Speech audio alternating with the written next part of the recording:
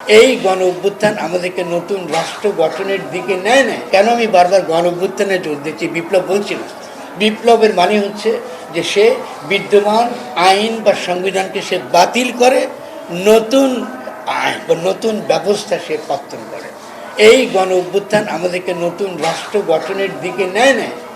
এই গণ অভ্যুত্থান শেষাবধি শেখ হাসিনার যে ফ্যাসিস্ট সংবিধান এটাকে বহাল রেখেছে। এটাকে বহাল রাখাটাকে আমি ঠিক বলে মনে করি না, এবং এই সংবিধানের অধীনে যে সরকার এটাকে আমি বৈধ সরকার বলে মনে করি না। আমি জনগণের কথা বলি, জনগণের পক্ষে কথা বলি, এই সরকারের পক্ষে সবসময় থাকবো, কোনো প্রশ্ন আসে না।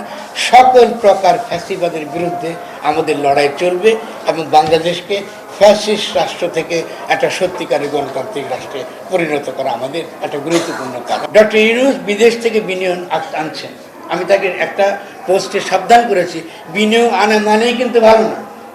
এই কোম্পানিগুলো কিন্তু আমার মাটি নষ্ট করেছে, আমার পানি নষ্ট করছে, এবং তার কোনো ব্যবস্থা, এই পরিবেশগত কোনো ব্যবস্থা, সাংস্কৃতিক দিক থেকে আমার সংস্কৃতি রক্ষা করবার কোনো ব্যবস্থা তিনি কিন্তু করেন না। তার আগে কিন্তু বিদেশ থেকে আনছেন, এনে বলতেছে তোমাদের জন্য আমরা এক্সপোর্ট প্রসেসিং জোন বসাই দিতেছি। এক্সপোর্ট প্রসেসিং জোন মানে যেখানে রাষ্ট্র তার আইন কাজ করে না, মানে রাষ্ট্রের মধ্যে বিদেশের জন্য একটা রাষ্ট্র দিয়ে দেওয়া। এই এক্সপোর্ট প্রসেসিং আমরা এখন আসছে, এক্সপোর্ট ওরিয়েন্টেড ইন্ডাস্ট্রিয়ালাইজেশন করছি। আমাদের গার্মেন্টগুলো বিদেশ থেকে কাপড় আনে, বানায়, কম দামে বিদেশে বেচে। আর কি করে?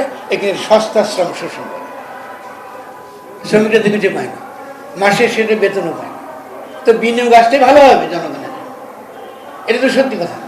তাহলে আমরাও তাদের কাছে দাবা করছি যে যদি আপনি সত্যিকার অর্থে একটা এই গণ অভ্যুত্থানের পরে আমরা যদি সত্যিকারের একটা নীতি তৈরি করতে চাই, আমাদের বিনিয়োগ লাগবে অবশ্যই, কিন্তু সবার আগে লাগবে আমাদের এখানকার সেই বিনিয়োগকে ইতিবাচকভাবে ব্যবহার করবার নীতি, একটা শক্তিশালী পরিবেশ নীতি এবং একটা শক্তিশালী আমাদের এই কৃষি রক্ষা করবে একটা নীতি। এগুলো আমাদের না, এগুলো আমাদের সংস্কৃতির অংশ।